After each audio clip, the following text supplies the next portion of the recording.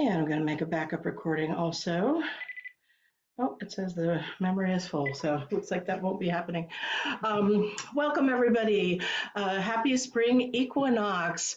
This is the Archangel Michael Global Transmission, and it's going to be put out through the Celestial Voice podcast. And I'm Reverend Anna Jones. I believe most of you who are attending today are attending through my email newsletter list that you found on my website, which is at annajonesonline.com. And this is a spontaneous, spur of the moment spring equinox transmission because I only do these when I'm asked, as I'm asked, how I'm asked. So that is the reason why it's kind of late. I had thought that it was something that I was already planning and intending, but again, it has to be Archangel Michael's will and permission, so to speak, for this to happen, because it's not something of my choosing. It's something that I get literally asked to do. So I'm just very, very happy to be here, and that it's spring, right? So I usually take a few minutes here in the beginning to say a little bit about the sacred time that we're in. And it looks like my recorder is ready to do the backup recording. Oh, no, still not doing it. About the sacred time that we're in. And then also a little bit about myself, although I find that these days it's easier to find out more about me. If you're still very new to my work, even though you're on my email list, you can always go to my website and be able to look at all the podcasts and listen to them if you haven't listened to them. They're all messages from Archangel Michael from over the last few recent years, like at least 4 or 5 recent years. And a few others that are there from the archives. And you can also read more about my bio, and there's a video of me that you can kind of learn more about me. But I do speak about the process, so to speak, that I use. And I put forth questions for Archangel Michael on our behalf. Just a couple of announcements before I dive in about that. One is if we can refrain, not refuse, but refrain from using the chat until at the end, actually. Once we're done, at the end is a good time to then use the chat to ask questions, say hi, say goodbye, wish each other happy spring, whatever it is that you want to make a comment on at the end. There's usually a lot of kind of announcement type things. I'm going to try and get through it as quickly as possible so that we can go straight to the transmission. But it is the equinox, and so we want to honor that. And it's a good time for doing all types of spiritual work. And I've been called since around 2009, that time period, to quite often, quite regularly on the solstices and on the equinoxes, come and do these where we can have an opportunity to come together and unite our light and unite our energy, that light that we have for the light of our soul, for not just receiving, but also for also at this time period being able to give that light out into the world, right? So this is kind of for receiving the transmission of Archangel Michael, as well as being able to unite our light and be benefited by that.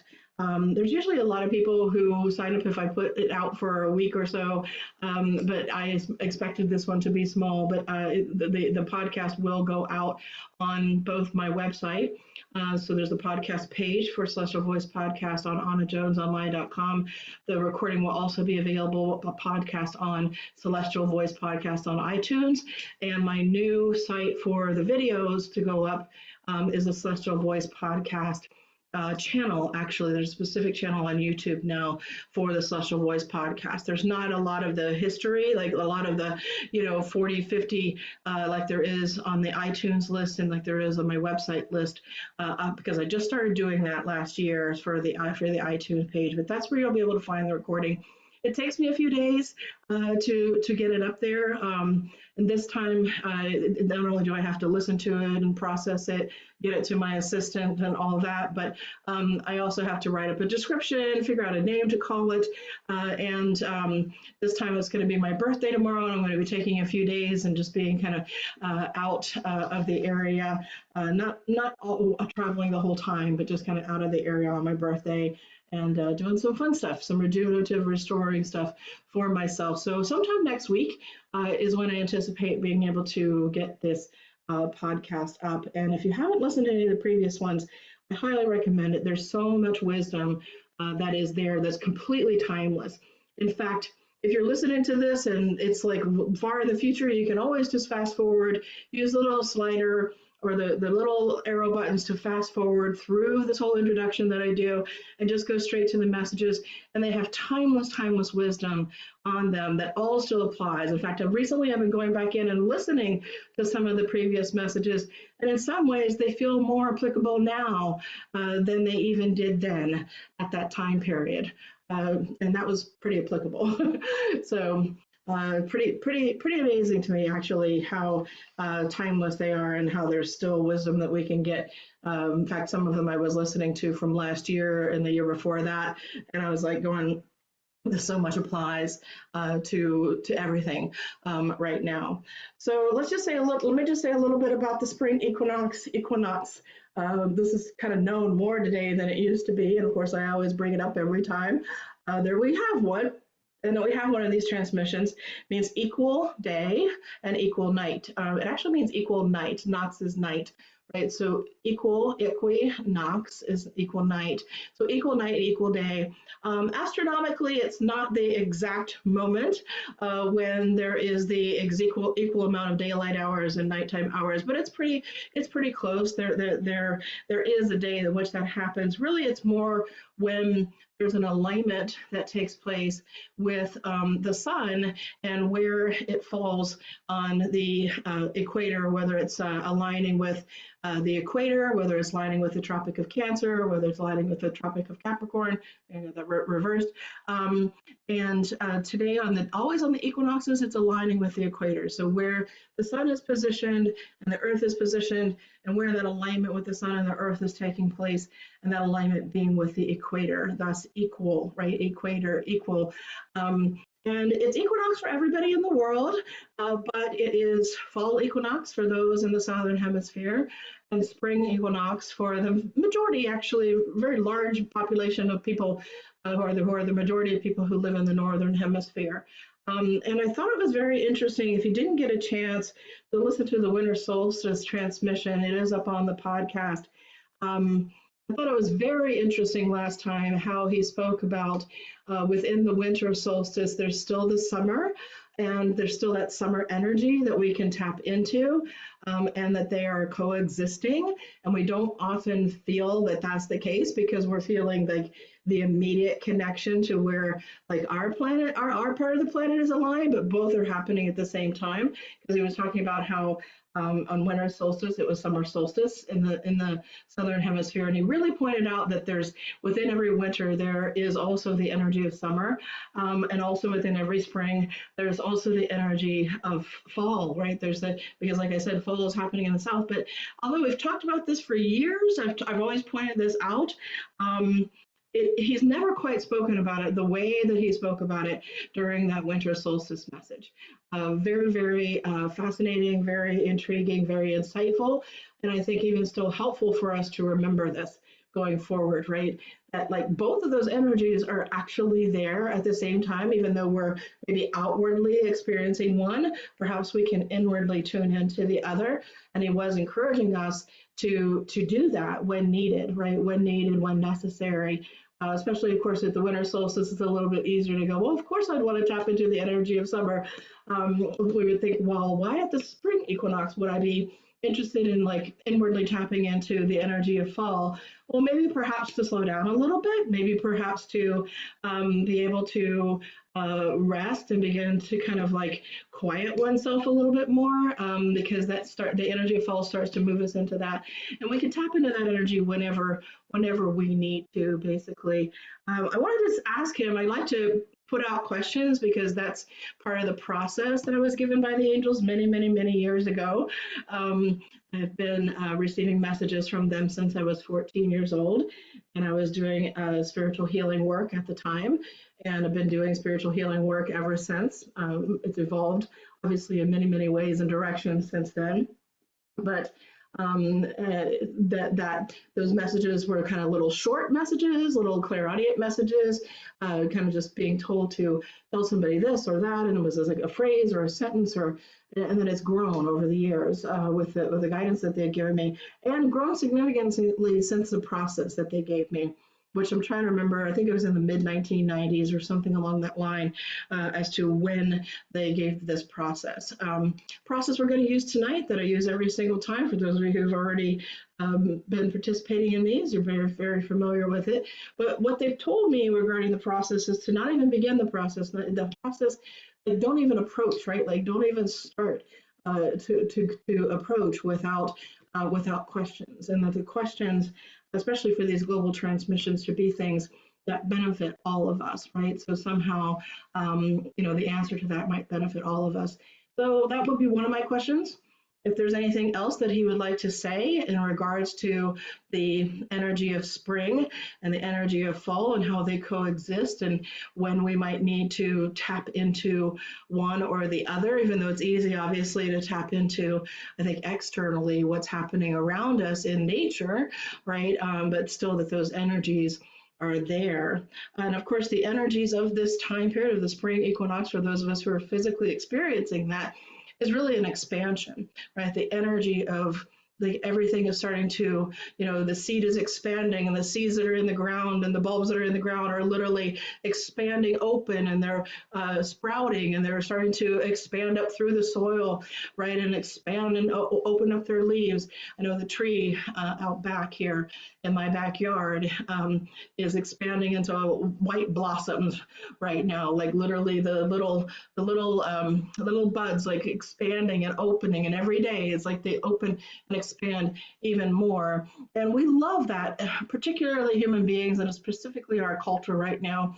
We love that energy of expansion, not just the warmth and the heat that expands. We get warmer weather, but there's something that we feel very much in our modern day culture, especially very much that we like that. It makes us feel good, but it doesn't mean that there aren't contractions going on at the same time as the winter. But the fall season starts to begin a contraction, right? Kind of the things start to contract towards the winter solstice. The days are getting shorter, etc. So that was actually another question that I had. I did some channeling work this week, in which Archangel Michael came through, and he was speaking in an individual session about expansion and contraction, and that we are in collectively a period of contraction, like a collective global energetic contraction that's taking place. And at the same time, we can focus on kind of moving through that by knowing the balance, right? Knowing the balance. And so it was intriguing, and he kind of indicated during that time period, during that message, that there were some things that he was talking about there that he wanted to speak about tonight. So I'm going to ask it, right? So he may or may not, but he was indicating that that was the case. So I'm going to ask if he wants to speak about this particular, if he can or if he will, time period that we're in of which is a normal, again, spring is normally a time of expansion. So that's happening, and it's definitely happening in nature all around us. But this collective cycle that we're in our human co-creation, and what we're doing with our with humanity, and what we've created within our systems, both our economy and our governing systems, etc., like the operating models and the operating systems that he's describing yesterday as being a contraction. And if you could just kind of help give some insight into that and how to stay balanced, because I know for me, I've been, in fact, if some of you have been wondering, where's Anna? Why hasn't she been putting out any email newsletters? Well, I've been extraordinarily busy doing a lot of not just one-on-one private session work, because I offer all this work, including all my energy healing work that I do at a distance for private sessions, doing an extraordinary amount of volunteer and helping people, individuals in small ways and medium-headed ways and in free freeways with just with how much anxiety and fear and just stress people are under with all of the uncertainty happening in our world and all of the imbalance and even injustice that people are feeling that is there and that's happening. So yeah, so I've been kind of immersed in that, but I'm getting back into doing some series of things. I'm going to be offering this spring as a part of my expansion, time to kind of expand out again. In fact, when Archangel Michael gave me the go-ahead for doing this global transmission tonight, he asked if I would do a series. I'm looking at what the dates here are.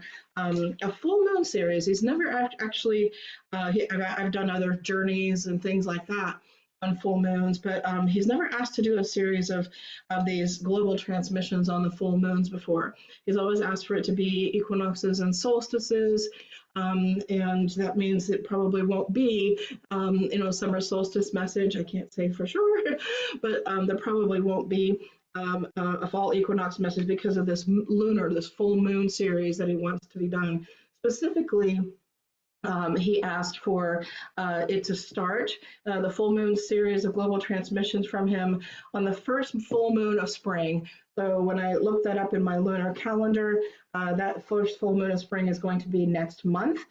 It'll be Saturday, April the 12th. So now the spring equinox is here. So what's the first full moon of spring? And by the way, that's why Easter is as late as it is this year too, because Easter always falls on the first Sunday after the first full moon of spring. So that Saturday, Sunday night, right? So it's kind of Saturday over Sunday night is that first full moon, April 12th, 13th.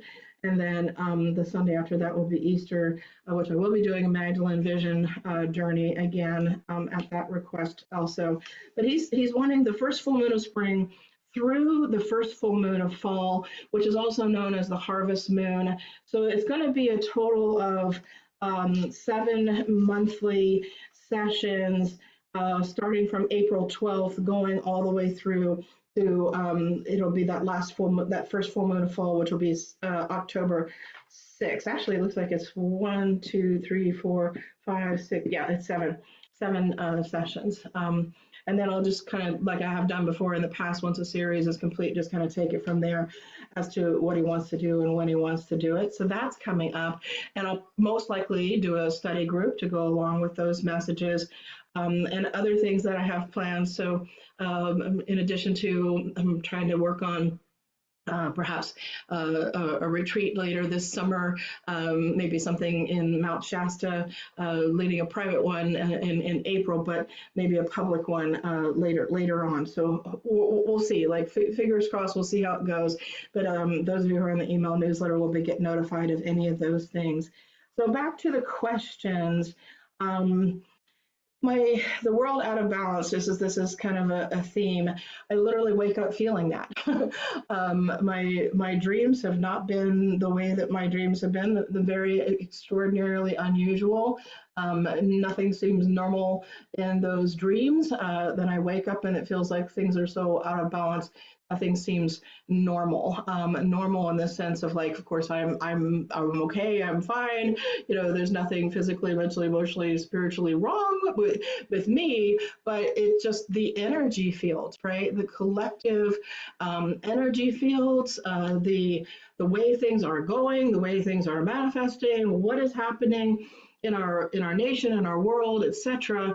There seems to be so much imbalance, and he's spoken many times on the subject of balance.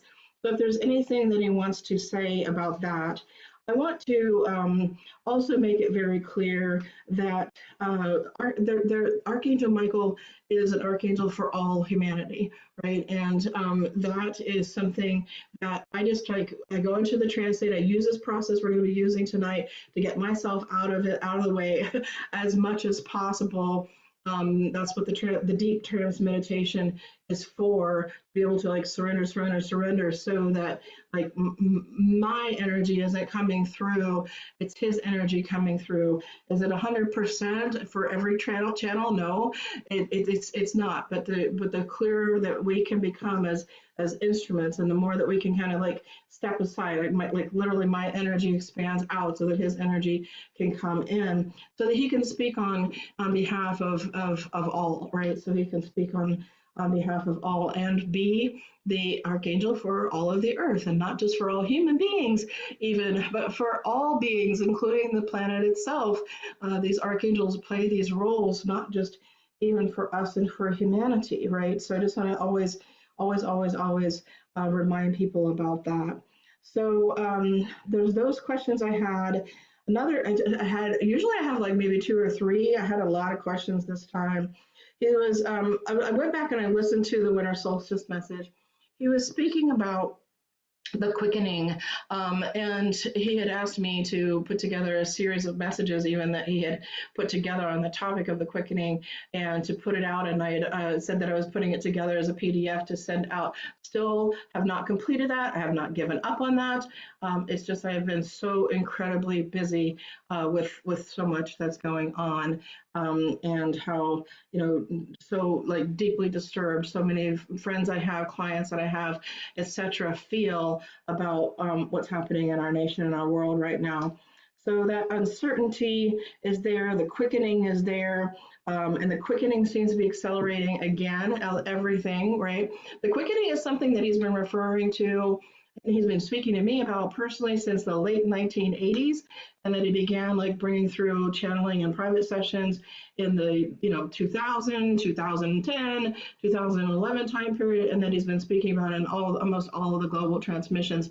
Maybe not every single time, but he's always kind of giving reference to it as like a big shift, a great shift that's happening. That's a shift of the ages that's bigger than any of us individually, is even bigger than what's kind of going on in any moment, at any given moment. It's about a swift moving kind of energy that's moving us, and ultimately moving us in an upward trajectory, right? Moving us into a higher enlightened, some people use the word ascended type of state or experience, moving us into new earth energies and vibrations. But it's not always easy to go through that quickening. And so if there's anything further that he wants to say about that, I welcome that. I will also just was in community, in a meeting here. That's the other thing, is I've been involved with a lot of groups recently that is not groups I'm leading, but is groups that I'm kind of, being a part of, being a participant in, or a co-creator of. And there was one I was in today that was about building community, building kind of holistic community here locally. And I highly encourage this be a time where we look at the community in our lives and how we can deepen into our communities, and have a strong sense of community around us, maybe online community, but also like local communities and family community and things along that line. So it seems to be such a theme, even with a lot of people that I talk to. And again, these invitations to be a part of groups and stuff, and communities that are forming, that I was wondering if you wanted to speak about that topic. I'm very curious to see if he has anything to say in that regard.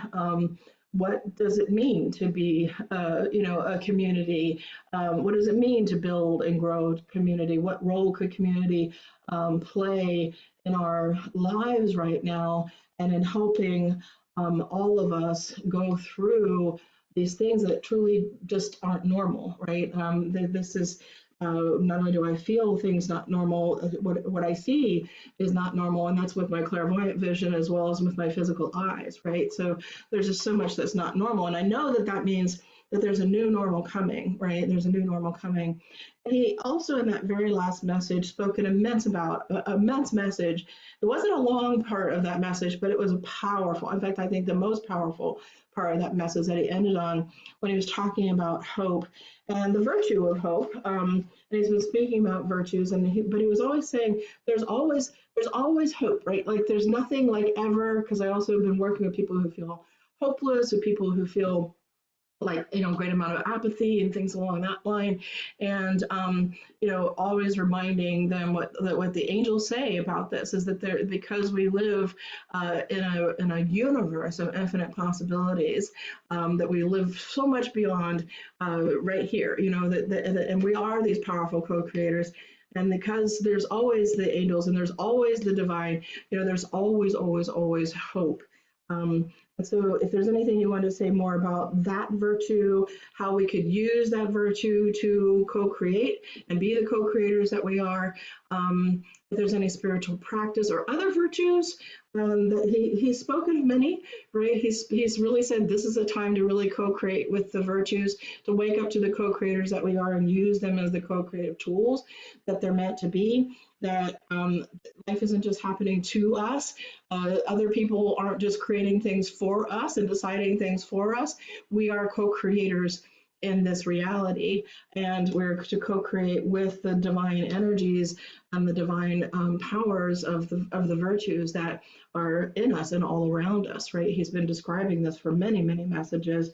Even if you haven't listened to them, it's still beneficial to hear him say anything he has to say about that.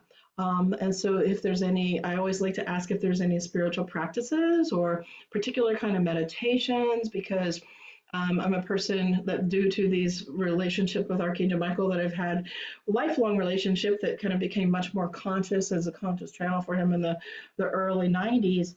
Connected to the part of him that is a spiritual warrior. And I also, being a spiritual warrior, like to ask him if there's anything we can do on the spiritual level, if there's any like spiritual practice or action we need to take, or if there's any other, action as light workers, light warriors, that we need to make outwardly, even in our lives or in the world. If there's anything he wants to speak about that. I got other questions, but I think I'm going to leave it at that. Because I'll throw out too that, I still have this passion. In fact, this private retreat I'm leading in Hawaii next month, it largely is because Archangel Michael is wanting to have more focus on co-creating a love-based culture, and that's part of the theme of that. So I'll throw that final question out there. Can you tell us more about how can we go from where we are right now to creating and co-creating with each other a love-based culture? Is that something that can manifest? How much time might that take?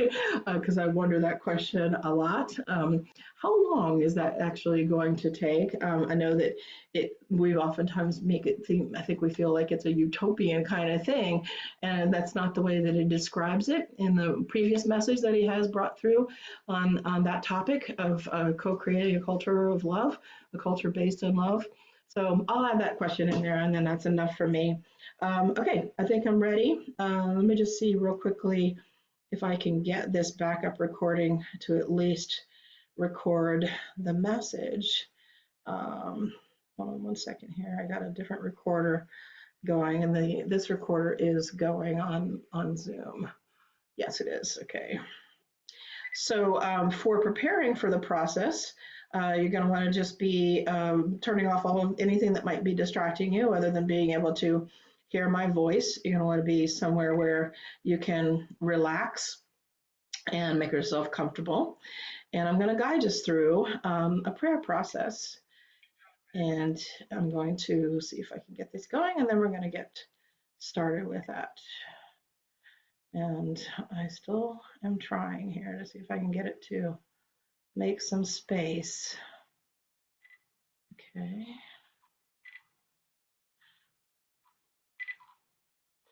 All right, now it should work. Thank you for, yep, okay. All right, so we're going to begin with a praise chant. So the process that the angels gave me, that they said will always work if I always use it, is praising, asking, thanking, and receiving. And then think of it as a clock, like a circle, bringing it back to praise again. So praising, asking, thanking, receiving, and bringing it back to praise again. So the praise chant is the same chant that they gave me when they gave me this process. And whatever angel I'm going to be calling upon to change the name, like if I was changing, like the chant would change basically if we were calling upon Archangel Raphael or Archangel Raziel or Metatron or any of those other archangels, right? So, but tonight we're going to be calling upon Archangel Michael. So it's Michael, which is a pronunciation of his name, El being an ancient Hebrew name for God. So Michael, Michael, Michael, Adonai, Elohim, Adonai, Eloheinu. Again, those are ancient Hebrew names for the divine. In fact, they tell me that Elohim is a plural name for the divine, and that plural name includes them, right? So it's kind of like God's energy everywhere, every in everything, and that it includes the divine presence in them and in us, right? They say that even we are part, can be considered somehow part of that Elohim, although that's a little bit, a whole other topic. But anyway, Michael, Michael, Michael, Adonai, Elohim, Adonai, Eloheinu, Michael, Michael, Michael, and we'll repeat it. So I'll just kind of chant it, singing, chanting over and over again until I feel that energy is coming in very strongly. And so that's the praising. And so praising is using these sacred names to connect with love. Basically, it's really an expression of love the angels describe. And then the asking, so then kind of invoking more directly, and I'll guide us through that and just ask that you participate in this part, not just by listening, and that you participate. If you really want to get the best experience, I always say this because they say this, right? If you want the best experience where you maybe can feel the presence of Archangel Michael with you and his energy, because his energy isn't just coming through me. His energy, he calls it a global transmission, because people listen to it from all over the world, but also because he's sending his energy to the whole planet. You know, when we invoke this, like when we call upon him for this reason, and he's willing to respond, and he's already even asked for this, right?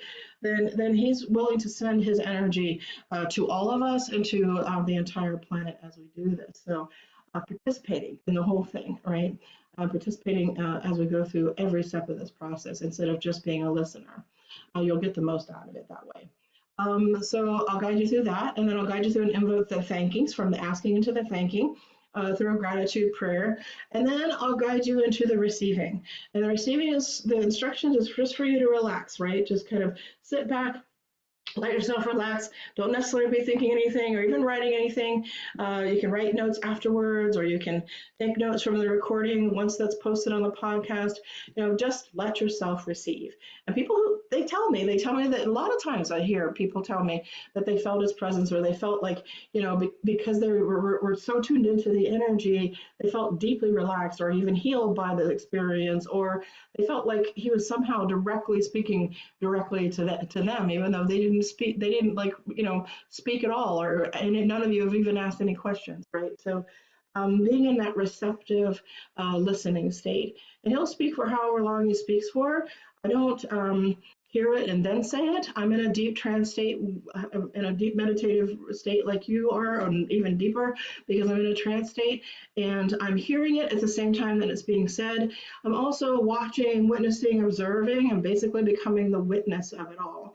And so sometimes there's visuals that might go along with it. There may be other things that stand out that go along with it. And I will let you know after the receiving. I like to throw in a little gratitude at the end, right after the receiving. I'll start to bring us up out of the meditation. I'll have us do a little bit of, once he's done speaking, he'll say goodbye, or he'll just go quiet. I'll have us do a little bit of gratitude again at the end. And then I'll have us do the praise chant again at the end. But for the praise chant at the end, I'd just like to do Adonai Elohim, just to kind of honor coming full circle with the process, and not a long time, just a short period of time with just the Adonai Elohim by itself, just to honor the process, bring it back to the praise. And then as I'm coming, I'll bring up everybody out of the meditation completely. And when I'm coming up out of it is when I like to share any visuals that I got, anything that stood out to me, anything that was strongly evoking any emotion. Sometimes that's very obvious. Sometimes there's a lot of emotion that's being evoked, as in the very last transmission on the winter solstice. Okay, so let's just relax ourselves, and we'll sit back Make ourselves comfortable.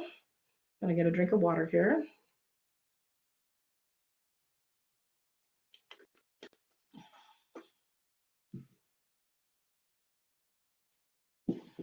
And we're going to close our eyes.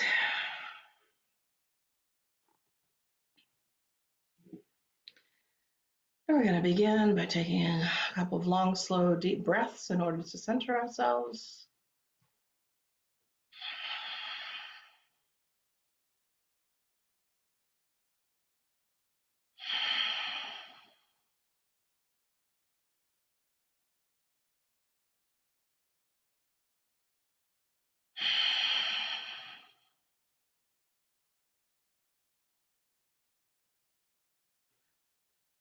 And we'll begin with a praise chant. I'll start and you can join in either silently or out loud, but feel free to join in out loud if you have the freedom to do so in your space. Everybody is muted. Nobody can see each other or hear each other. So feel free to join out loud or silently.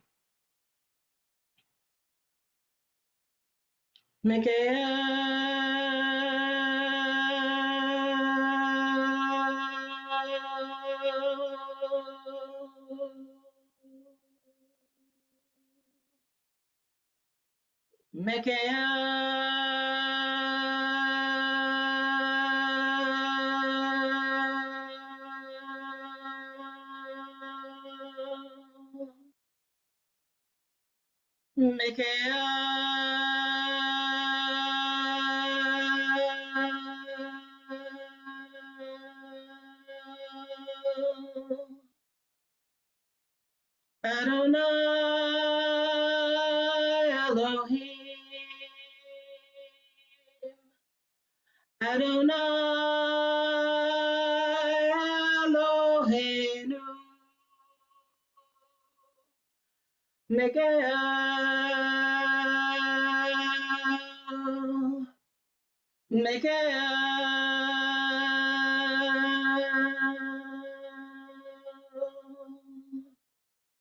Mikael,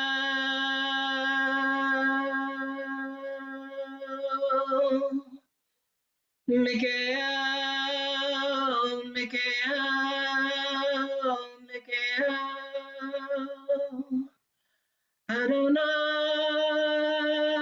Elohim, Adonai Eloheinu, Mikael, Mikael, Mikael,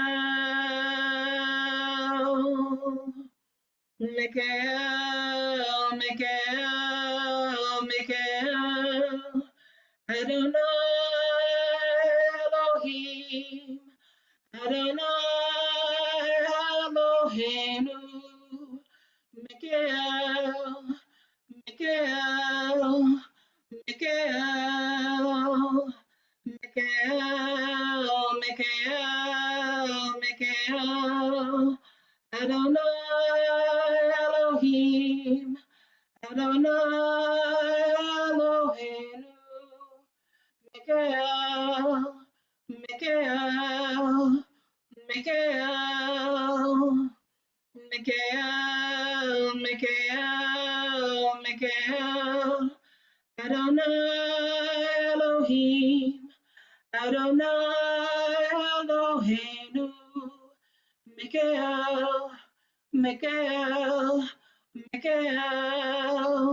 Mikael, Mikael, Mikael, Adonai Elohim, Adonai Eloheinu, Mikael, Mikael, Mikael, Mikael, Mikael, Mikael, Adonai Elohim, Adonai Eloheinu, Mikael, Mikael, Mikael, Mikael, Mikael, Mikael, Adonai Elohim, Adonai Eloheinu,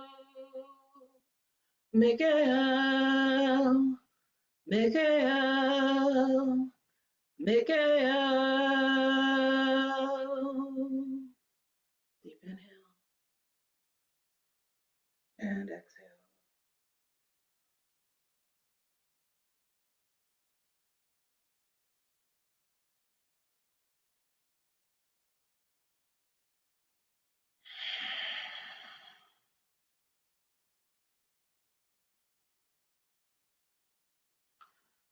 Now I'm going to guide us into the asking invocation portion of the prayer process. The next part to silently have all of us, in whatever way feels right to you, call upon the presence of divine love and divine light.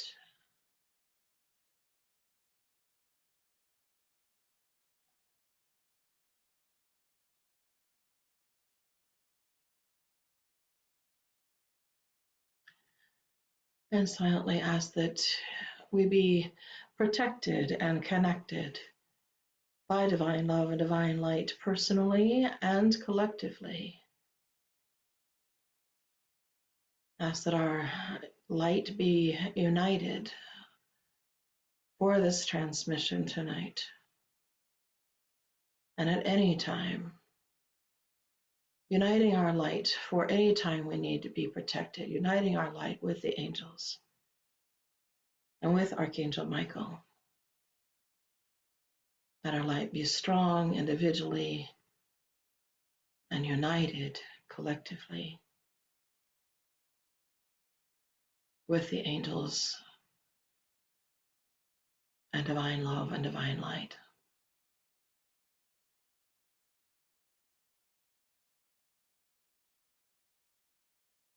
And then I want all of you to join me silently in calling upon Archangel Michael, specifically now in whatever way feels right to you. Just call him into our circle of love and light that we've created over space and time. Ask him again to be fully present with you and with all of us in this circle of love and light.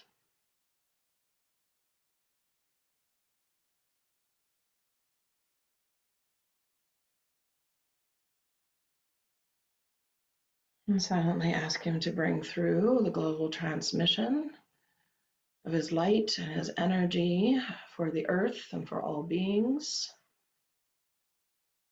And the global transmission message portion for all of us.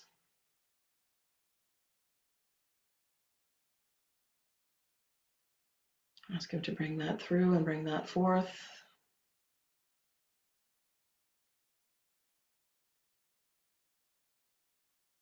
And let's all silently give him permission to bring through in this transmission, both in the message as well as the energy and light transmission, whatever he feels is for our highest good and for the highest good of all at this time.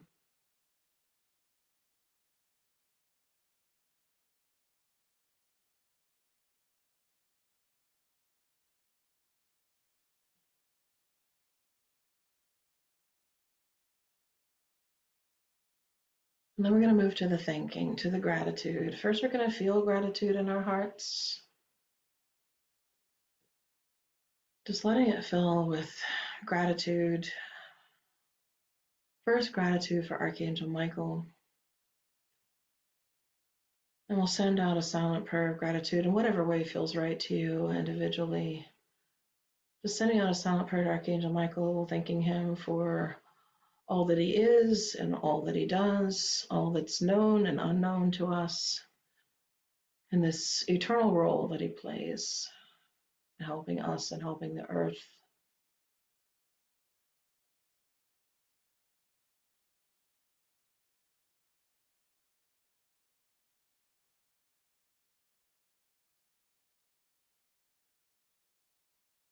And then our final prayer of gratitude will be sending out directly to the divine, to the universe, whatever connection you feel personally and whatever way you can, as sending out your gratitude for all of the blessings of life, the blessing of life itself, and the blessings that we have in our lives.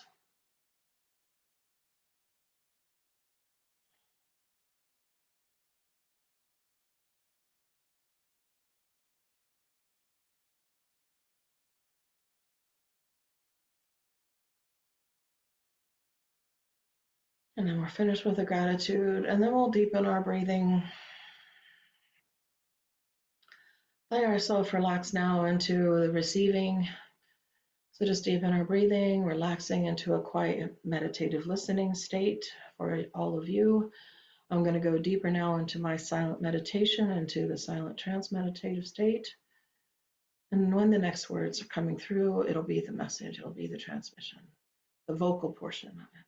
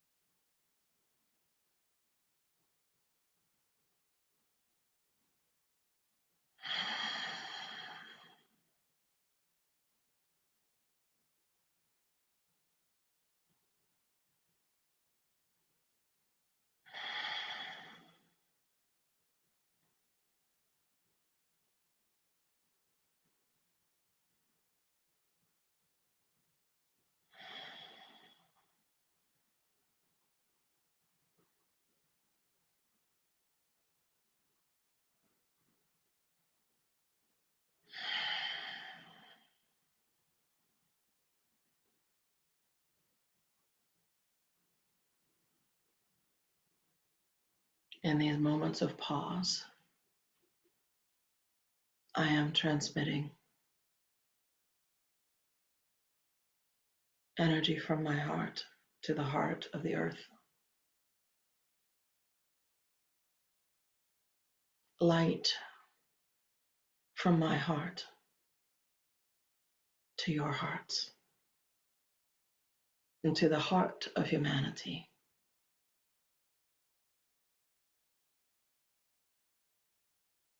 For you have an individual heart that is precious and unique. And there is no heart exactly like yours.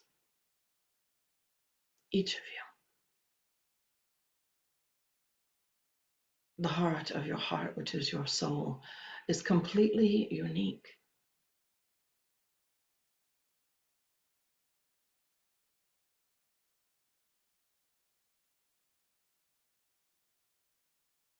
It is individual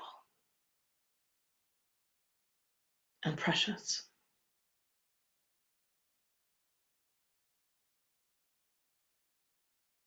Then there is the heart that you share.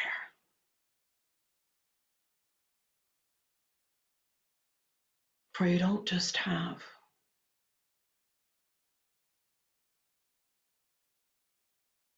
your individuality.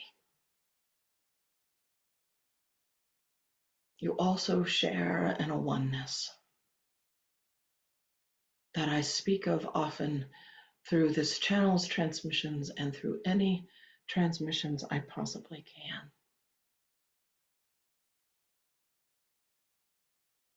There is a oneness that you share. There is one heart, one collective heart that is also very real. That is equally precious, equally sacred. Is the collective heart the same as your individual heart, as your individual soul? No, they are not the same, but they are one with each other. Many times I have spoken on this subject, and all of us in the angelic realm will continue to speak about it until it is fully realized in your minds, in your hearts, in your collective consciousness, and in your individual consciousness. Until you are fully honoring and living from that consciousness of complete respect and empowerment of the individual that you are and your individuality and the precious freedoms such as free will that goes with that, and the collective heart, the collective consciousness, the oneness that you are all a part of.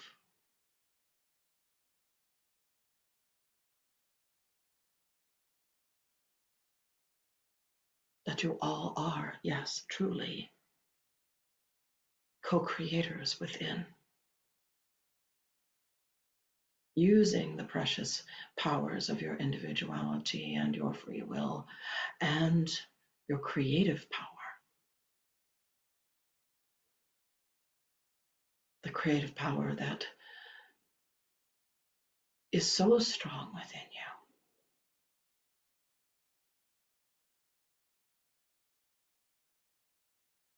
that it often gets repressed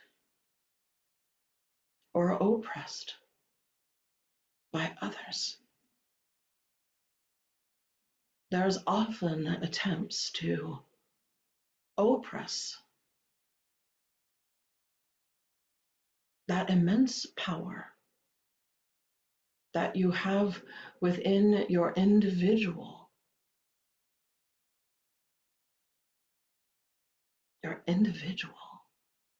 sacred creative force. Such efforts are indeed active and underway,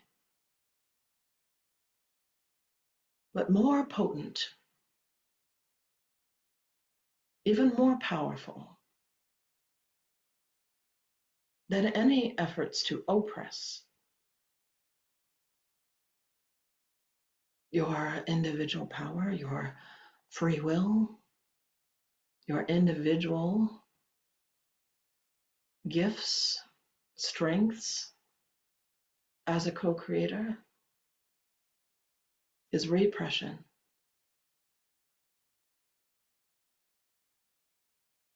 When you use your energy, when you use your power to disempower yourselves, to not claim it, to not own it, to not live it, to relinquish it or suppress it. Sometimes it can be suppressed and repressed so much so that you completely forget that you have so much power in your individuality, and that you are part of an even greater whole, an even greater power, an even greater force within your oneness, within your unity, within your collective heart and your collective consciousness.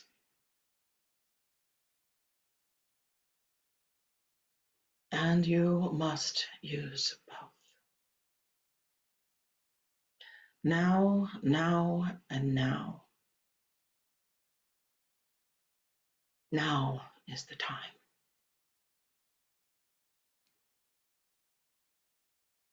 to use your light, your beauty, your creativity, your strengths, your talents, your skills, all that's a part of your power to not fear your power, to not fear power in general. Power is just power. It's energy like everything else. It's the energy of who you are. It's what you do with it that's most important. And yes, it is very important what you do with it, how it is used, and how it has been misused and abused and is still being misused and abused in a collective way and in many personal ways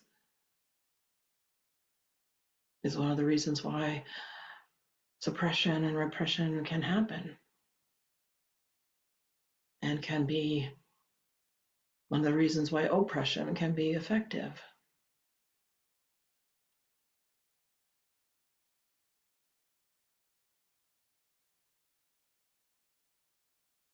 But all things are energy, everything.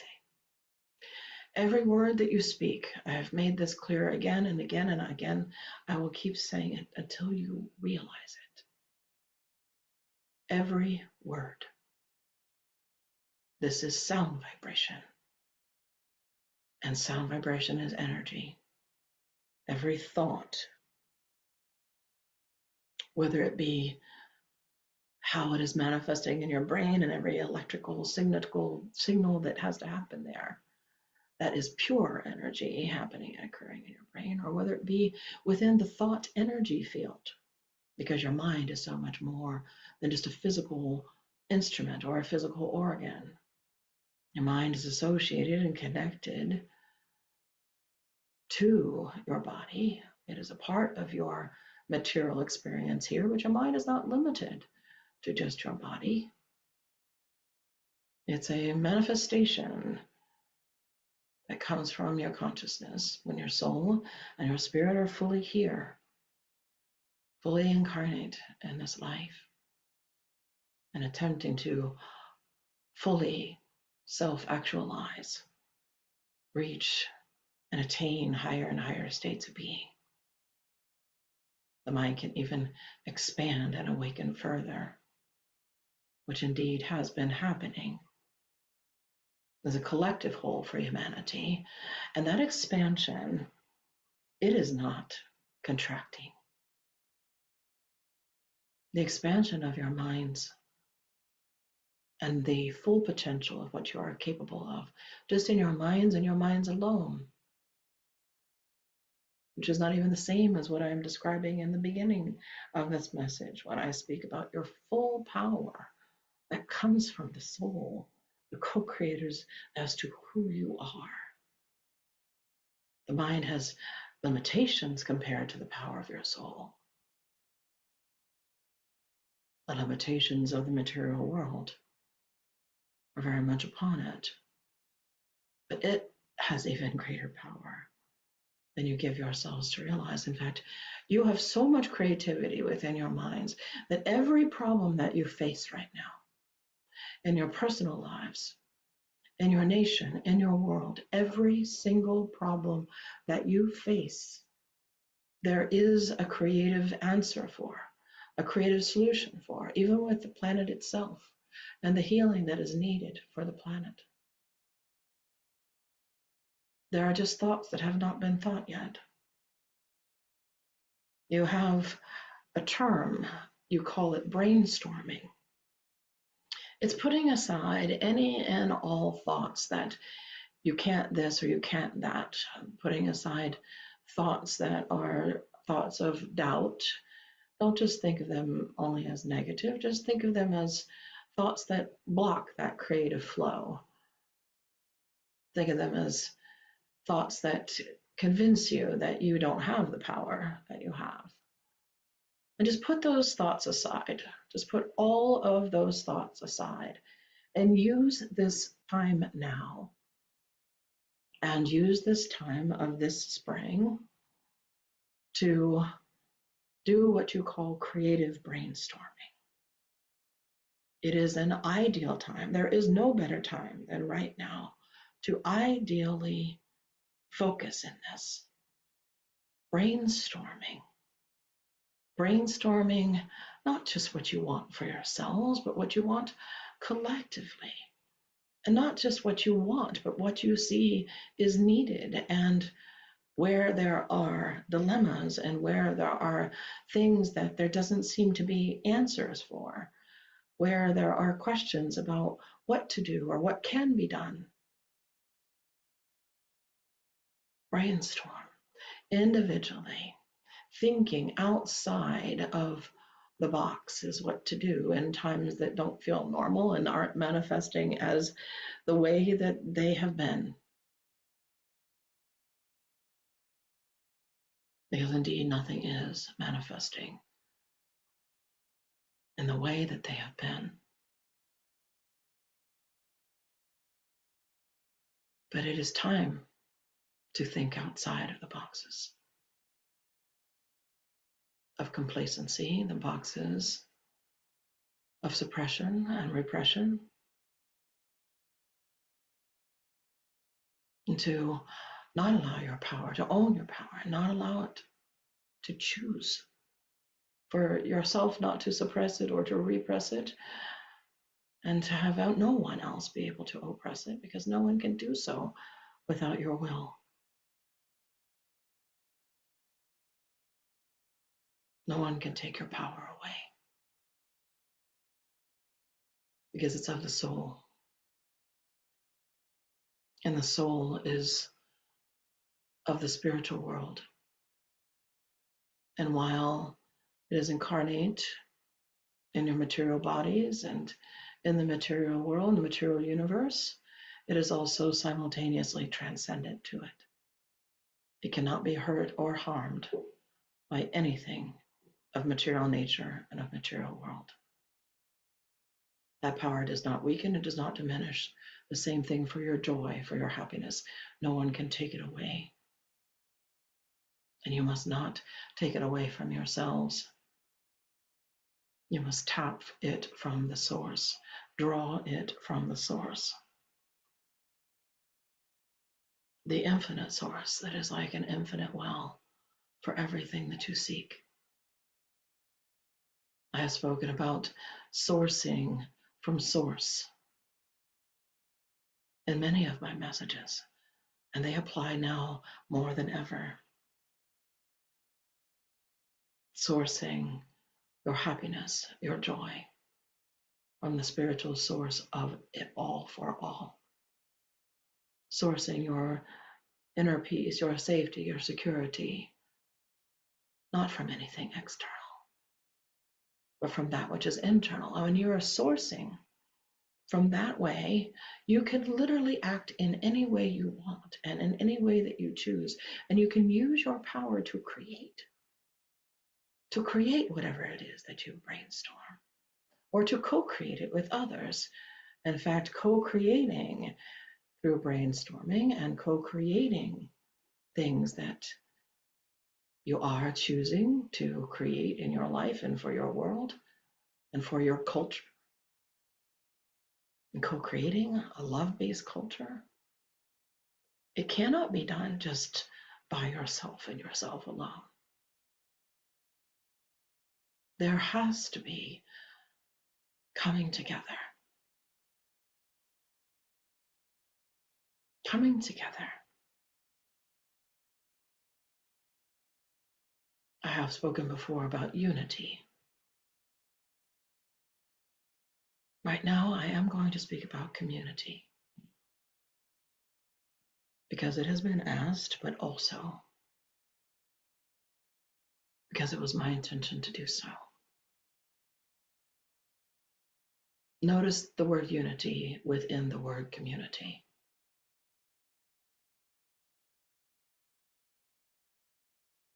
It starts not just externally. It starts with communion, inner connection, spiritual communion. When you are experiencing communing with the source of all that is, the source of your individual power, the source of your collective power.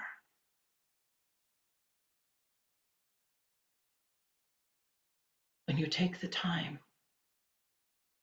even if it's but a moment,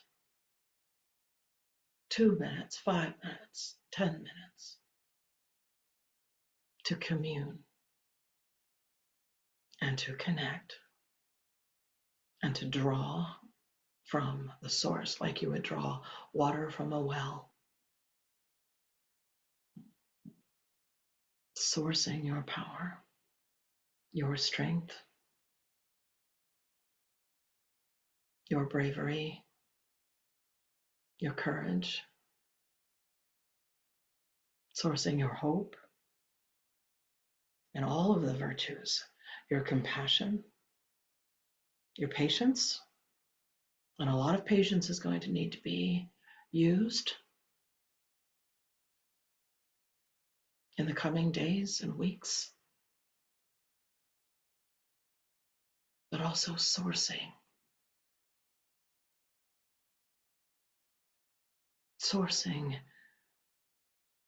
your will, your intention, and how you choose to do and what you choose to do with those intentions, and putting them forth in spiritual action and in worldly action.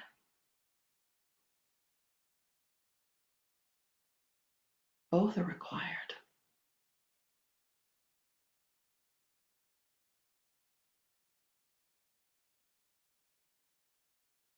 They are not just co-creating by spiritual action and spiritual action alone. There's the inner way that communion and community manifests. There's the outer way, the external way that it manifests. The internal and the external manifestations, the internal action, the external action is needed. You choose what you want those actions to be with your free will. Choose based on your soul gifts, your soul skills, your talents. Put them to use. Brainstorm ways to put them to use. These are times of prophecy that you live in. These are times of prophecy that you chose to all take birth in. The time of the great shift of the ages, that what you see happening now is only a tiny part of.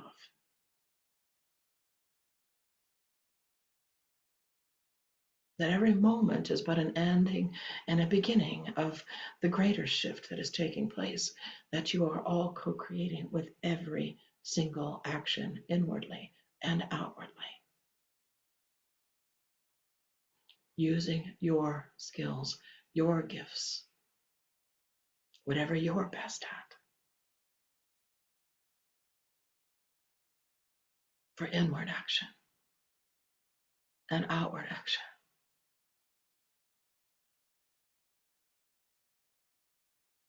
Without letting the voice of the ego or the shadow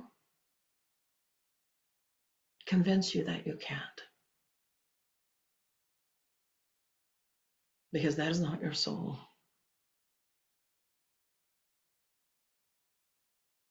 That is not your soul.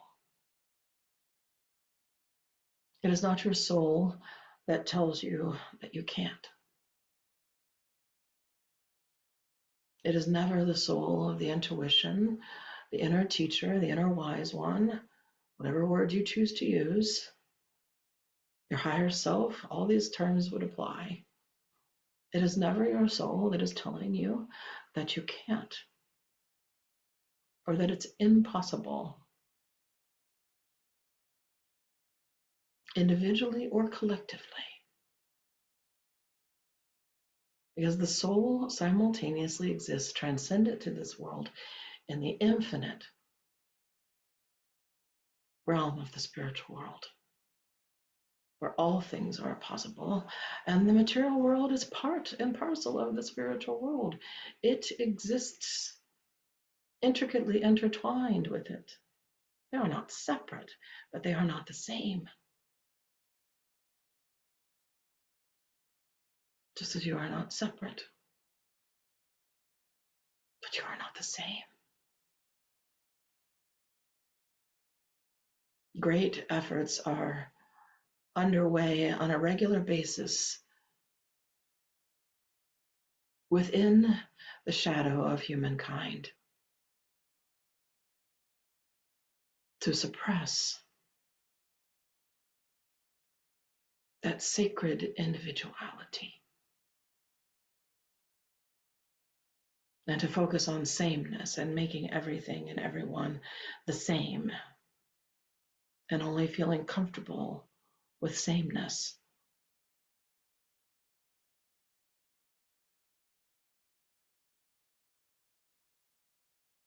I feel it very important to emphasize here. There is no sameness.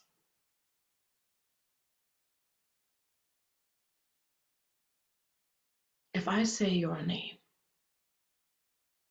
to you and speak it within your heart or within your mind through thought transference, which is one of the ways that we do communicate with you. If I say it to you again and again and again, or someone else calls you by your name again and again and again, and everybody calls you by your name,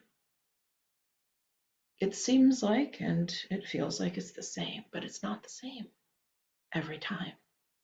Even when you say your name again and again and again, if you were to say it 10 times right now, it is not the same every time. There's consistency, yes. There's consistency in how it is spelled and how it is pronounced. There's consistency there.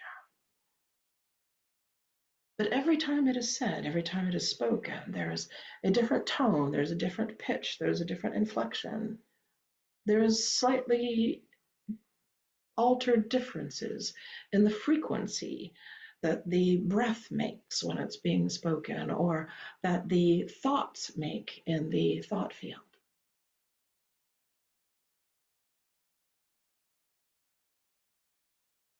The wise saying that you can never step in the same river twice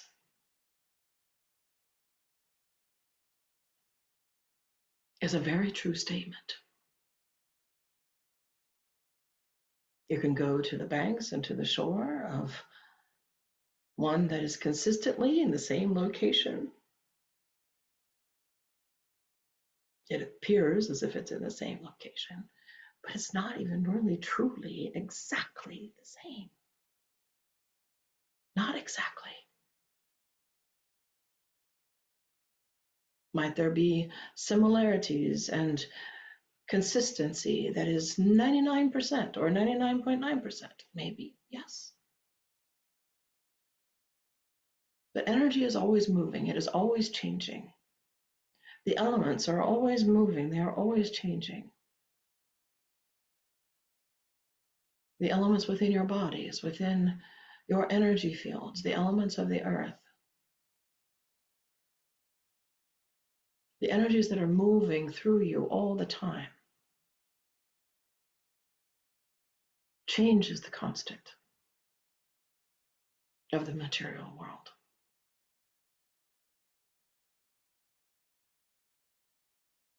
Change is the constant.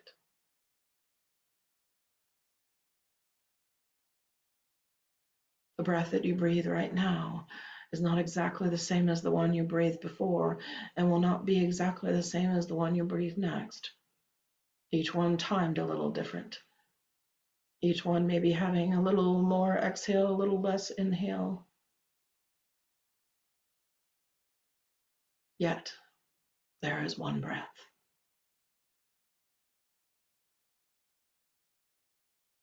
One universal collective breath, one universal collective heart, collective soul that you are part of within the divine uniqueness of all that is.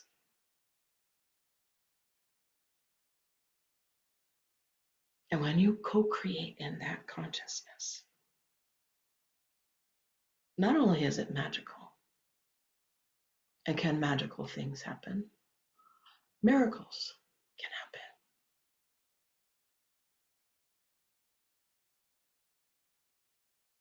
Miracles can happen.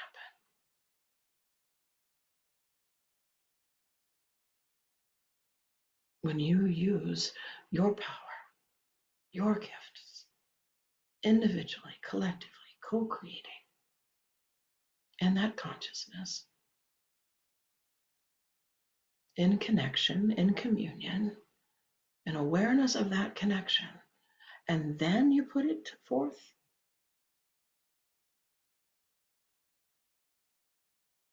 you can connect with each other in whole new ways.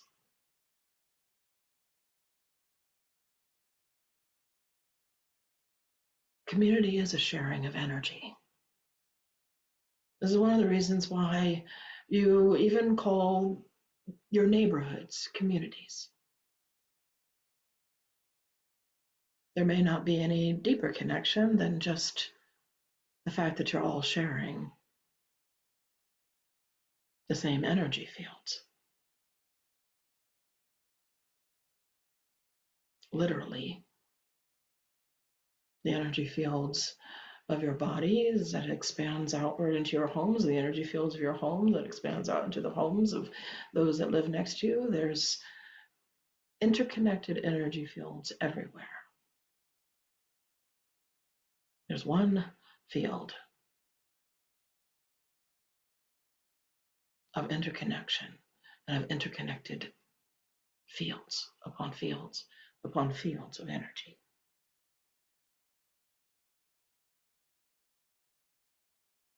So you will use the term community to even describe your neighborhood, because there is this collective sharing, this one energy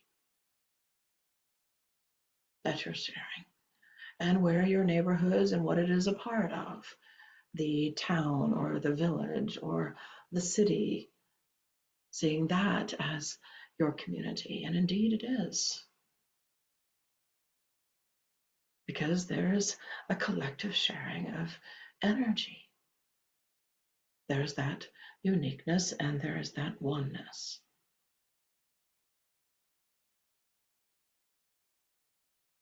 And just the sharing of the energy alone makes it community, yes. But what about when you make that conscious? And what about when you consciously choose to come together and to work together? Connection, communing through connection, through interaction, in unity with each other, honoring your uniquenesses,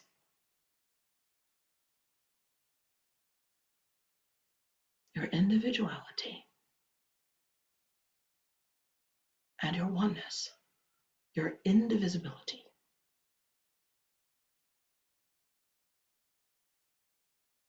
The very nation that many of you who are listening and receiving this message reside within, and that this channel resides within, is founded on the spiritual and very real, realistic principle, and even scientific principle, that you are individual and yet you are indivisible. That your communities on the state levels are individual and yet united in a way that makes you indivisible. And you must rely on the strength of that individuality and indivisibility within yourselves individually, within your local communities, within your expanded statewide communities, and you must all work to co-create.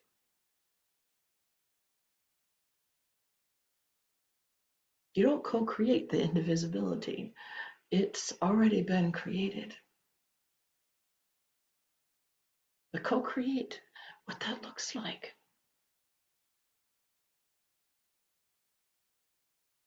now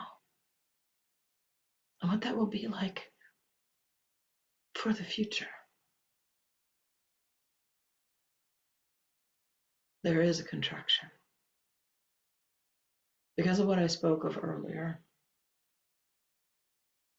at the time of the winter solstice, that there is a karmic return that is happening, a karmic inflection point, and not just for the nation known as the United States, but for humanity, even a karmic return. That's something that is coming as a result of the universal law of karma and all of the universal laws that cannot be broken. There is no one that can break the universal laws. Even when you create negative karma for yourselves, or what I really prefer to call harmful karma for yourselves, and every energy that you put out returns back. And that's the law of karma, the law of cause and effect, the law of reciprocity. What you give is received, what you put out is returned.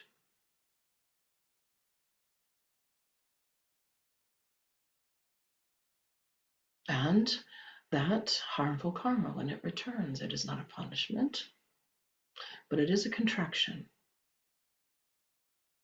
a powerful contraction that indeed sometimes feel as if it's a punishment because it can be painful to go through. But how painful is still being determined by your free will. Your free will, not just the free will of everybody else. Each and every one of you have the ability to respond always to the energy that's returning, both individually and collectively. And so you choose how you respond and what you will do with that energy, the energy of this contraction.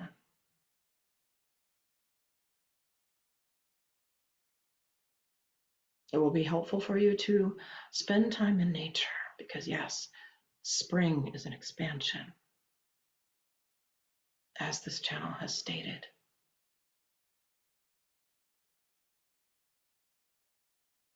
As you're going through this karmic contraction,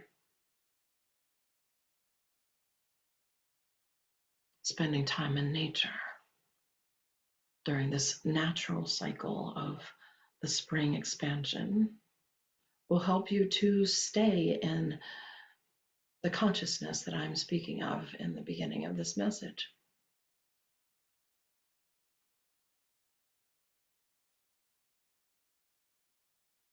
You can't disconnect. Disconnecting is not the answer.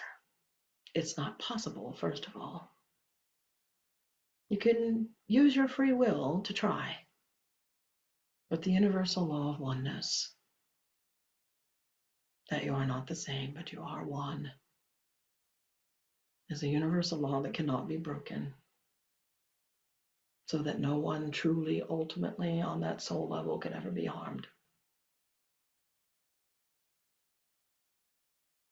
But ignoring it, ignoring your oneness,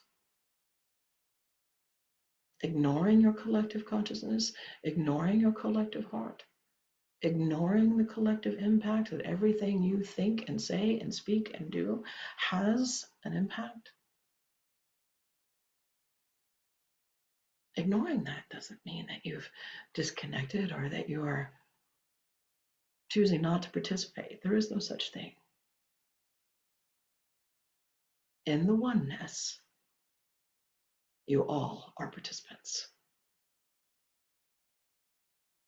Just like in the oneness of the planet, you are all its residents,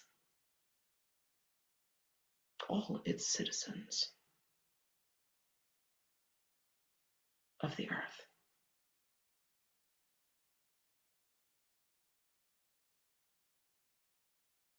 And those who understand its role within the cosmos, like we do, and how it's intertwined and interconnected with far greater than even what is going on in the planet and on the planet itself. You are all participants. There's no tuning out, turning off, walking away. There's no real way to disconnect. Those choices are all choices, whether to be conscious or unconscious. Always choose to protect yourself, preserve, maintain, sustain, nurture, support yourselves and others with empathy and with compassion.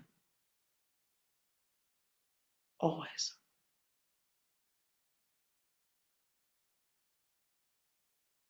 But that's not disconnection.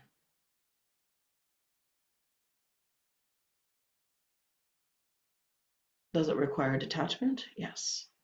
Spiritual detachment, spiritual surrender. Those are always necessary. There is never a moment in which we do not recommend them. Being fully engaged with your hearts wide open at all times, in all ways, and in all circumstances. As the co-creators that you are individually and in your oneness.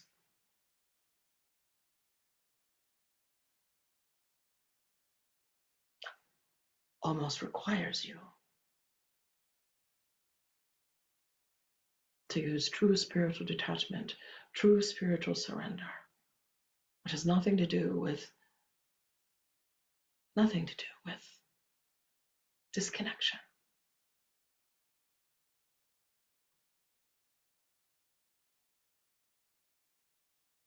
Community is connection.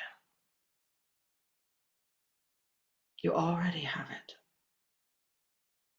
Engage in it. Build it, grow it in your lives and in your world. Strengthen it consciously.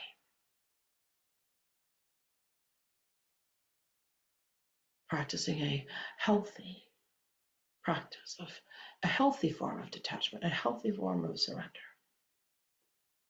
Which I want to remind you, I never mean giving up when I talk about surrender. That's not what surrender means as a virtue. Never give up. Always give it over.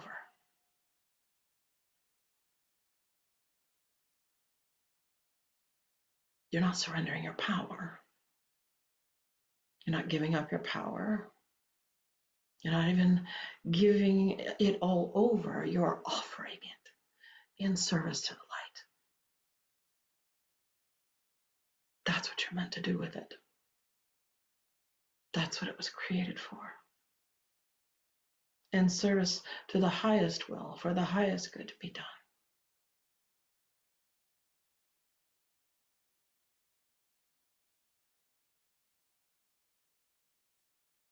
In this spring,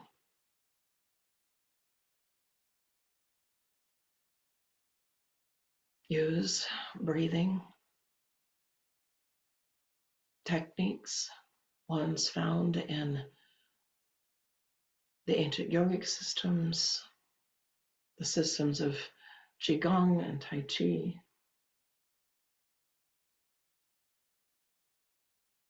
to focus on helping to detach, surrender, as you have to do when you exhale. You literally have to surrender the breath with firm faith and belief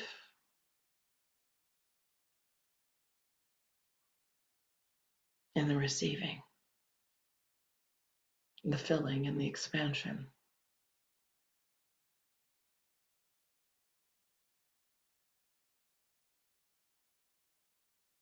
Filling yourself with whatever you need, filling yourself with the virtues that you need, exhaling and surrendering, releasing fully. Hold no emotions in you for any long length of period of time, especially the ones that are harmful and painful. They're all energies, emotions. They need to be moving, not be being held. No emotion is a bad emotion. It's what you do with it.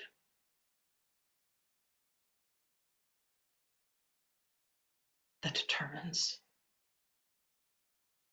how much hurt or harm you will experience, especially for how long.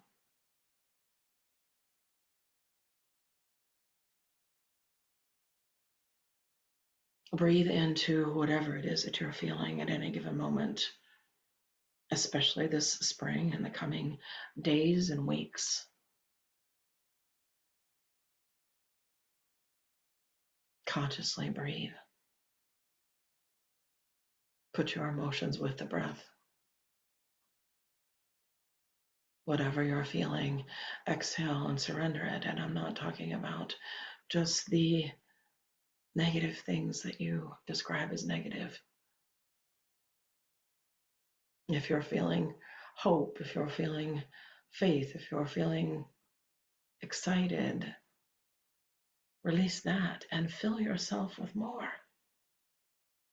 Surrendering each thing and then filling yourself with what you choose to have it be transformed or transmuted into or transcendent experience of. So if you're feeling faith, and that is your emotion, and it's a virtue moving in you, not just an emotion that you're having, connect to that feeling, exhale, surrender fully to that faith, in that faith, and then inhale and fill yourself with it even more, a transcendent experience of it, a transcendental, extraordinary power of that faith. If it's fear, perhaps, that you're feeling, or at any given moment that you want to do this spiritual exercise, this spiritual practice, bring the fear forth into your mind, into your consciousness. Feel it. Do not run from it. Do not hide from it. Do not push it, suppress it, repress it. That's making the shadow stronger. And the stronger your personal shadow is, the more you are feeding into the collective shadow. Do not suppress it into your shadow. Do not suppress your power. Do not suppress any of your emotions. Let yourself feel it and breathe.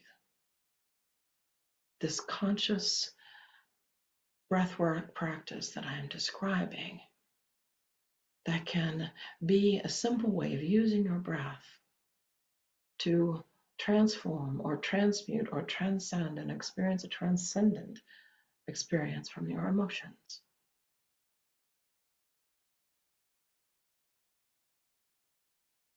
Feel the fear and exhale. Surrender it. Release it. And then inhale and feel yourself being filled with light. Inhale in all of the virtues that are part of its medicine, that actually transmute it or transform it into something else entirely. Exhale the fear. Inhale faith. Exhale the fear. Inhale trust. Exhale the fear. Inhale unity, because it is a powerful virtue as well. Exhale the fear. Inhale hope. And keep doing it until it is transformed, until it feels different. It is either not there at all, or it is not able to rise in you any further. Even if it's just for the hour or for the day, this practice can be used anywhere, anytime.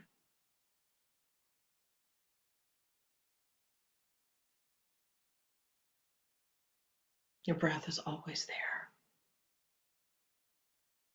to remind you, always,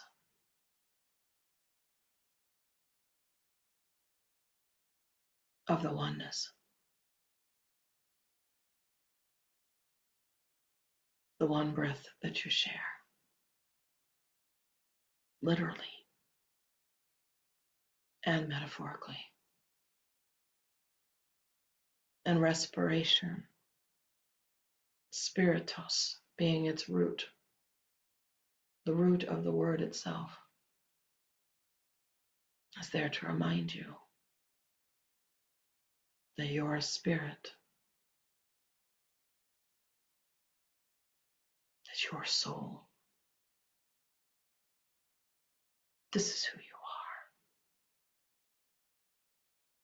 It's not who you have to make yourself be. You may need to surrender your attachments to thinking that you are something other than, or thinking that you are your roles in this world, or you are your roles in this life. That's not your identity.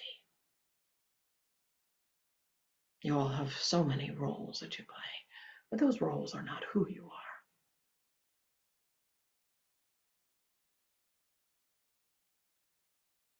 You are the I that is the thinker of the thoughts. You are the I that is the feeler of the feelings. You are the I that is the speaker of your words, the performer and doer of your actions.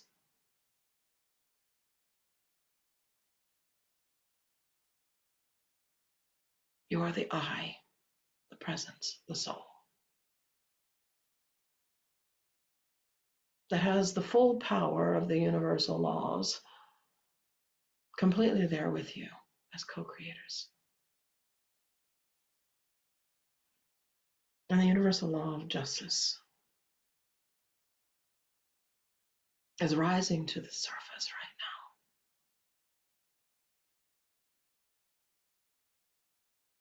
now. The universal law of justice cannot be broken. And your worldly laws were created to mirror it, to reflect it.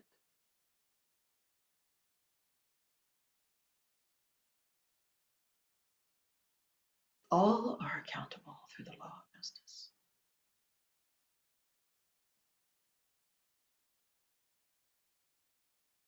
The universal law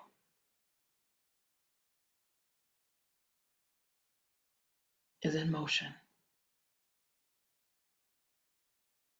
And all of us who protect and defend it, in the ways that it manifests through your co-creations, are also in motion. And your voices, they are power.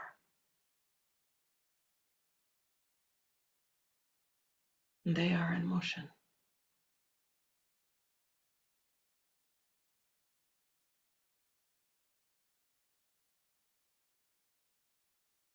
All of the universal laws ultimately serve the law of love.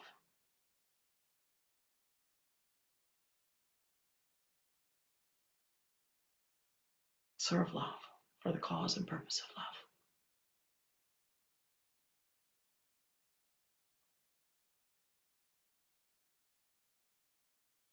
Hold that in your heart.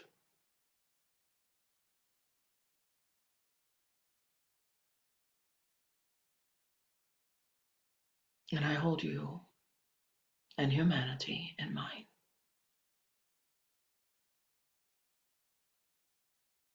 We are not just with you. You are with us.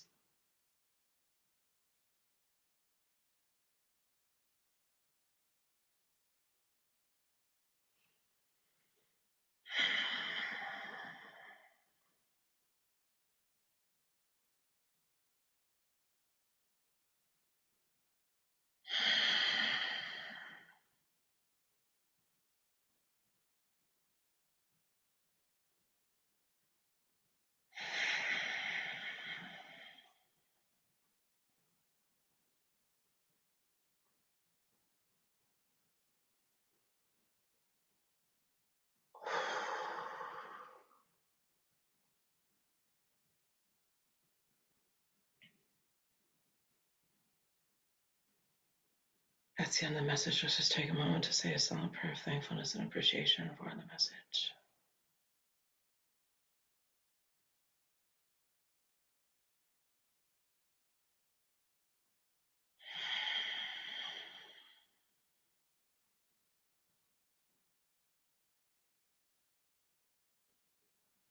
And we'll slowly start to bring ourselves back to the meditation, and we'll finish bringing it all full circle with the praise chant, Adonai Elohim, just very briefly here at the end. Adonai Elohim, Adonai Elohim. Adonai Elohim, Adonai Elohim.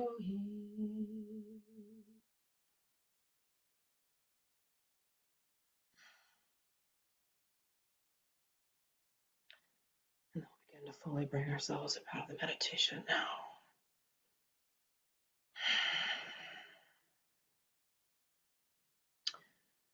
I have to say, I had an immense experience of what he said there at the end, when he said that he holds us all in his heart and that they're not just with us, we're with them. Literally, like glimpsing in a way I can't describe, but feeling the enormity of these beings, like Archangel Michael, these archangels, these archangelic beings, and the enormity of their heart to be able to hold the entire world and worlds in their hearts, and serve from that. A very beautiful, inspiring thing. This is a very beautiful, inspiring, moving message.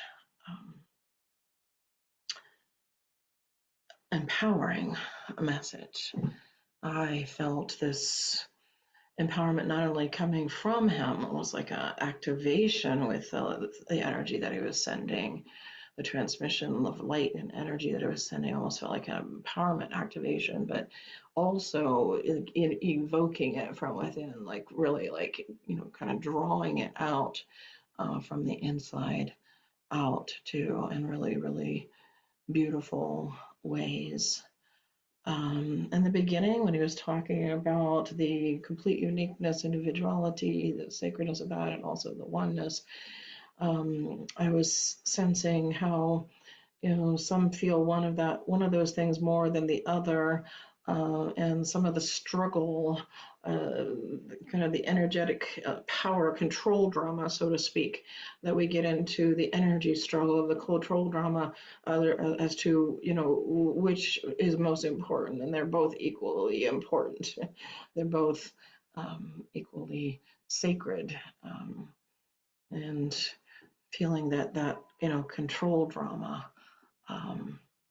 is there with just that, right? So that seems part of where the balance can happen. It felt like it's part where we can kind of bring that back into balance by just, you know, um, and it's like there are those that are trying to eliminate one or the other, and just only one of those things, right? Just kind of no, it's both simultaneously. Um, and he has spoken many of these themes, but he always puts every time he speaks some of these themes, he always kind of puts it in different context, and each time he's giving a different context. It almost like helps us to understand it. And he has said before that this concept of being individual yet indivisible, if we would actually get this one thing, if we really truly realize this one thing, then we would advance significantly, and the world would be, truly, not only just a better place, but I'd say probably well on our way to that love-based culture that I was asking about. So I pray that we realize it, right? That we realize it. And I think that's a good use of prayer, is the realization, because he kept using that word also, realization. Where is our realization? On what level have we realized it? So I'm praying for greater realization for myself within the collective consciousness, for everyone, right? So realization, but also sharing that realization, right? The more we share our realization about that, not just holding within ourselves, but sharing that and sharing from that place of realization. That also stood out to me as well. There weren't a lot of visuals that went along with it, except for energy. I was seeing energy, and definitely energy moving, and the energy fields that he was describing. All of that, I was seeing all that energy. All right. Okay, so now if anybody wants to make a comment, or if anybody wants to ask a question, or just make, say hello, say goodbye, now's the time to put that into the chat. And looks like there's one thing in there already, so I'll go look at it. Not quite sure, Carolyn, I'm not sure what the slashes mean. If you're still there, you might want to type it in. Spiritual detachment. Yeah, that would be a good thing to actually ask him about. I'm wondering if there's which podcast might be one. Email me about the spiritual detachment, and I'll look and see at the podcasts if there's any that I feel that he kind of, if I remember him talking more at length about that. Thank you. I feel like we received such a wonderful reset with the transmission tonight. I love the breath practice. That's really good. There with the virtues, even, right? Like, especially the inhaling, right? So that's a good reset. The spring. Okay, let's see. Oh, thank you, Carolyn. I'm glad you're still there. You're able to retype. Yeah, you're welcome. And then this spring now, especially to do conscious breathing. Yes, he's saying this spring now, he said coming days and weeks to be doing this particular conscious breathing with our emotions, as our emotions are going to be running really strong. Yeah, that's definitely what he was saying. Magnificent one of your Archangel Michael messages. Oh, thank you, Marcy. I appreciate that. And then, thank you, Suzanne. I appreciate that. Going to be celebrating my birthday tomorrow. Actually, today is my astronomical and astrological birthday, because I was born on the spring equinox. But this year it doesn't fall on the 21st, it falls on the 20th. But the year I was born on the 21st was the equinox that year. So I consider this to be my astronomical and astrological birthday. So I celebrate both. And let's see. You're welcome. Thank you. Happy birthday. Thank you. Appreciate that. Qigong with the virtues. That's interesting. Go back and listen to that again. I wouldn't say that he said it directly, like he didn't say directly to do it, but I think he's tying it all together, right? So, yeah, yoga with the virtues or qigong with the virtues. Really great practice, I would say. And then mahalo Anna, loved the breath teaching. Me too.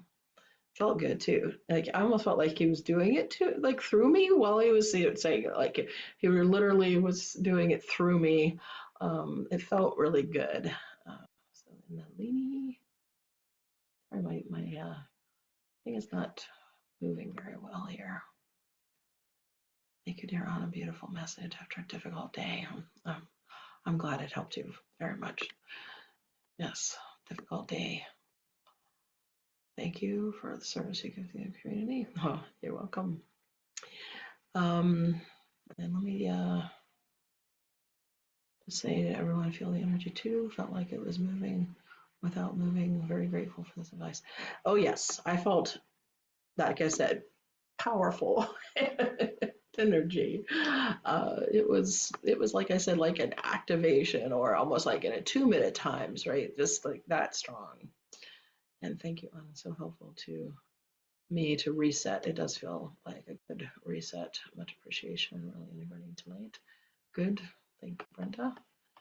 And Ruth slept through most of it. That's okay. It seems to happen a lot. I remember some of it, but I'd like to listen to the replay. Yeah, so sometime next week, I'll try to send out a reminder. If you are on iTunes, you get any podcasts from iTunes. That's usually the fastest way of getting it. Because if you subscribe to it on iTunes, it kind of sends it to you right away to those who just subscribe. But I'll email people when it's ready. Marianne, so glad you were able to join. Greetings. Thank you. And thank you, dear Anna. You're welcome. Thank you. And I guess I'll need to listen to the breath practice again. Qigong has the 6 healing sounds. So it's wonderful to hear that. And happy birthday. Oh, thank you, SJ. And Brenda, happiest birthday to you. Thank you, Brenda. Have lots of happy birthdays now. Okay, you're welcome. Everyone's gotten in on the happy birthdays. Aw, thanks. Aw, lots of them. Trying to read them all. I appreciate all your love and blessings. Feel that blessings. Feeling it. Feeling your gratitude. Just what I needed to, Karen. Just what I needed. We all needed this one. Thank you, Helena. Is it the energy that knocks me out?